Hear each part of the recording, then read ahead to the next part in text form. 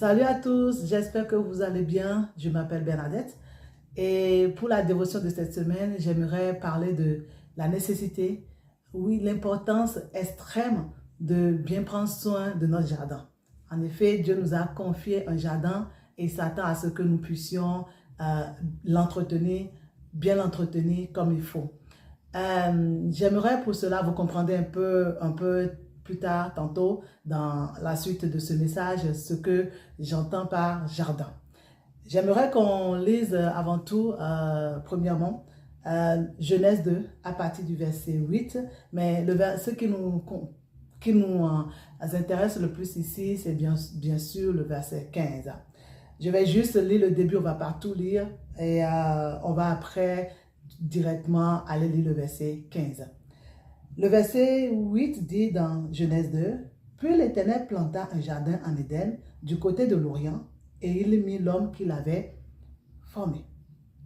L'Éternel Dieu fit pousser du sol des arbres de toute espèce, agréables à voir et bons à manger, et l'arbre de la vie au milieu du jardin, et l'arbre de la connaissance du bien et du mal. » Le verset 15 nous dit, et c'est le verset qui nous intéresse le plus ici, « L'Éternel Dieu prit l'homme et le plaça dans le jardin d'Éden pour le cultiver et pour le garder. » En fait, pour la petite histoire, j'aimerais dire que, en fait, c'était d'où m'est venu ce texte, ce message que je vous partage aujourd'hui. En fait, il y a quelques semaines de cela, alors que j'étais à l'église, et notre pasteur parlait du fait qu'on pourrait comparer notre cœur à un jardin.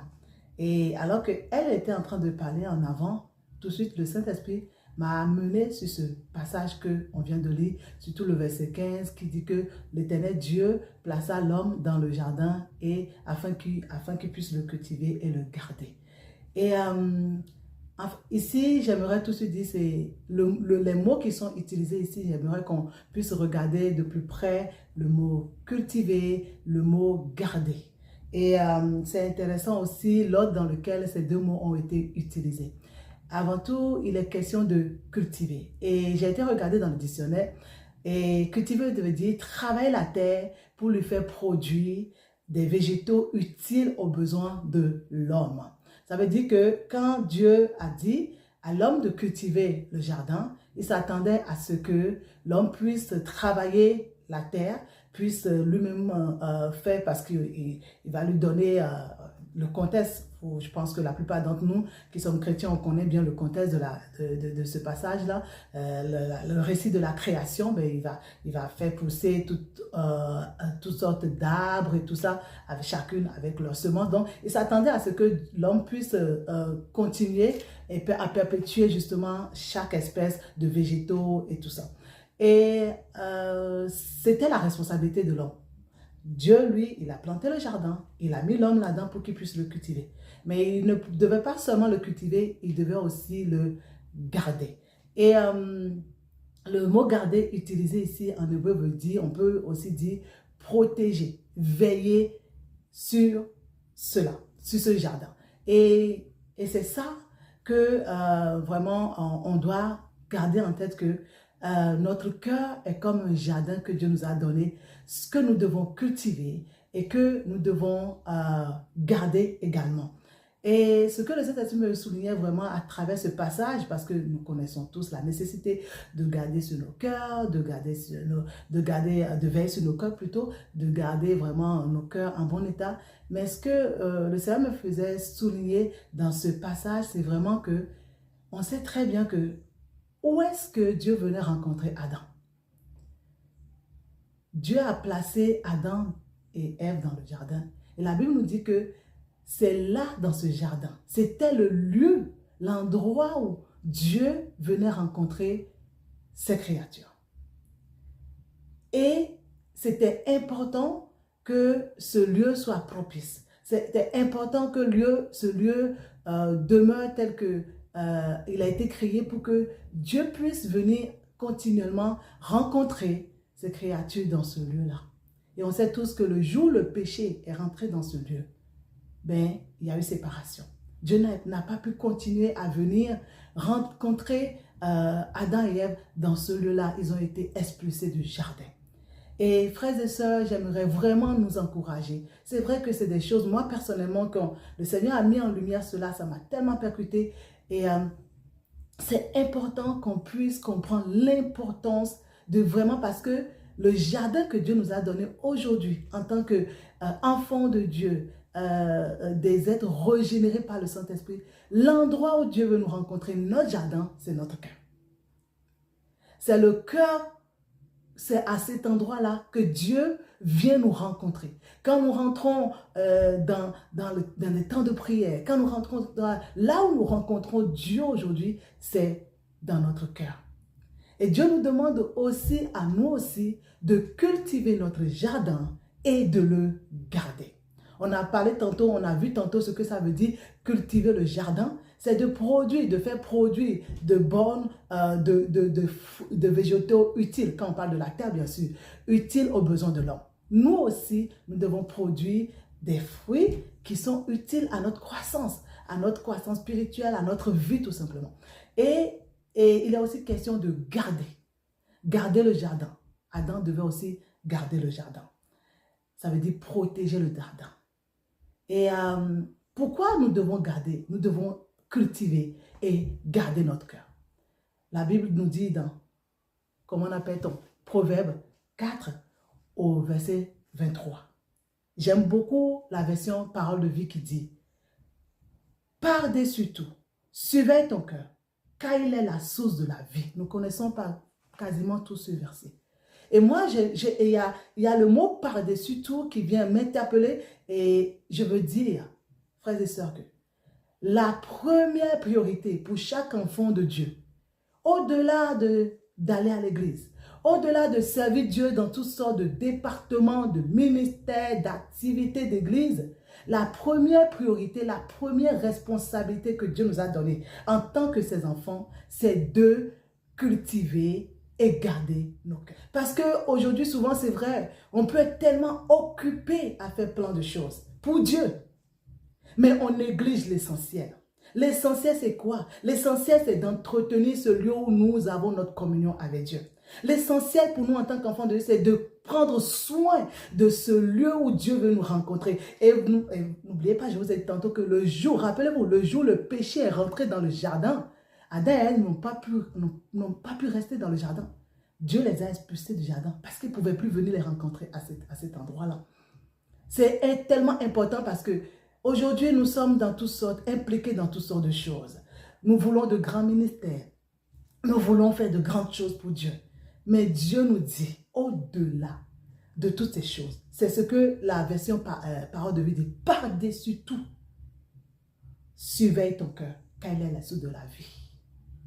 S'il est la source de la vie, alors nous pouvons comprendre l'extrême importance de pouvoir veiller sur ce cœur, de pouvoir surveiller, de pouvoir garder ce cœur que Dieu nous a donné. En d'autres termes, si un cœur en bon état est la source de la vie, en d'autres termes, un cœur en mauvais état, un cœur malade, un cœur sec est source aussi de sécheresse, de mort et tout ce qu'on veut. Donc, vraiment, je sais que nous connaissons toutes ces choses, mais je veux encore nous encourager aujourd'hui à nous arrêter très souvent. Parce que j'ai l'impression que la vie chrétienne, pour nous, des fois, ça devient une succession d'activités, d'implications et tout ça. Et on peut oublier facilement de s'arrêter. Et personnellement, je demande le Seigneur la grâce de m'arrêter souvent pour lui demander de sonder mon cœur. De faire un check-up de mon cœur pour que, Seigneur, s'il y a des choses qui se sont infiltrées et qui ne sont pas de toi, qui peuvent causer la sécheresse, la mort dans mon cœur, Seigneur, montre-les-moi pour que tout de suite, qu'on puisse les traiter en même temps. Je pense que c'est de ça qu'il s'agit. C'est pour ça que Dieu a dit que David était un homme selon son cœur. David, ce n'est pas que David était un homme parfait, mais David avait un cœur continuellement repentant. David veillait sur sa communion avec Dieu à un tel point que David continuellement va dire, sonde mon cœur, donne-moi un esprit bien disposé. C'est tellement important pour lui. David avait compris l'importance de pouvoir veiller sur son cœur, de pouvoir travailler à ce qu'il n'y ait rien qui puisse bloquer sa communion, sa relation avec Dieu. Et c'est ce que je veux nous encourager, nous aussi en tant que chrétiens, en tant qu'enfants de Dieu. Alors qu'il y a tout qui bouge autour de nous, tout qui court autour de nous, ça va à la vitesse grand V.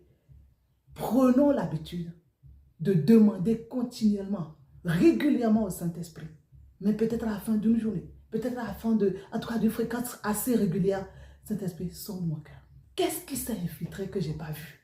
Qu'est-ce qui est en train d'infecter mon cœur et que je ne suis même pas encore conscient? Lui, il le sait très bien.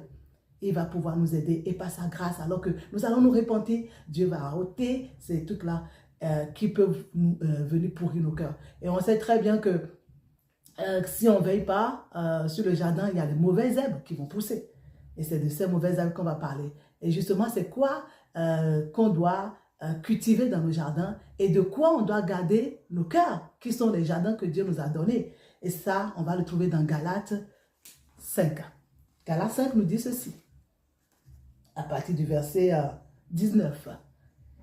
Or, les œuvres de la chair sont manifestes. Ce sont l'impudicité, l'impureté, la dissolution, l'idolâtrie, la magie, les inimitiés, les querelles, les jalousies, les animosités, les disputes, frères et sœurs, les divisions, les sectes, l'envie, l'ivrognerie, les essais de table et les choses semblables. On peut mettre la rancune, le non-pardon, l'amertume, la colère, la médisance, la calomnie, toutes ces choses que nous connaissons. Je vous dis d'avance, comme je l'ai déjà dit, que ceux qui commettent de telles choses n'hériteront point le royaume de Dieu. Mes frères et sœurs, c'est sérieux cette histoire. C'est sérieux. Dieu s'attend à ce que le jardin qu'il nous a donné, qui est notre cœur, que nous puissions en prendre soin, que nous puissions veiller sur ce jardin-là. Parce que si nous laissons, si nous ne gardons pas nos cœurs, nous allons laisser entrer toutes ces choses que je viens de citer dans Galates 5, à partir du verset 19. Nous allons, comme si nous laissons entrer toutes ces choses, l'apôtre Paul nous dit, si nous ne nous répandons pas, si nous les nourrissons et que nous les gardons jusqu'à ce qu'ils gangrènent nos cœurs, notre communion petit à petit avec Dieu va s'effriter et jusqu'à ce que, et l'apôtre Paul nous dit, c'est pas moi qui le dis, l'apôtre Paul dit, je vous dis que ceux qui commettent de telles choses n'hériteront pas le royaume de Dieu. C'est sérieux les amis. L'histoire du cœur, c'est très sérieux. Et qu'est-ce que nous devons cultiver alors? Et je vais finir par là. Ce que nous devons cultiver, l'apôtre Paul nous le dit aussi dans Galates 5, au verset 22. Mais le fruit de l'esprit, c'est l'amour, la joie, la paix, la patience, la bonté, la bénignité, la fidélité, la douceur, la tempérance, l'humilité, tout ce qui est. Dieu s'attend à ce que, comme le cœur est la source de notre vie, que nous puissions cultiver tout ce qu'on vient de citer et qui n'est rien d'autre que le fruit de l'esprit. L'amour, le pardon, la douceur, l'humilité. C'est ce à quoi Dieu nous appelle, frères et sœurs. Avant tout, rappelez-vous, Proverbe 4 plutôt, verset 23 nous dit, par-dessus tout. Avant tout le reste, avant les grands ministères, avant les activités, l'implication dans toutes sortes d'activités, avant d'aller à l'église, Dieu nous dit, nous devons cultiver l'amour, la paix, la joie, tout ce qui est le fruit de l'esprit. Et en tout cas, c'est par ces mots que je veux finir et nous encourager à bien entretenir, à prendre bien soin du jardin que Dieu nous a donné. Que le Seigneur vous bénisse. À très bientôt. Bye bye.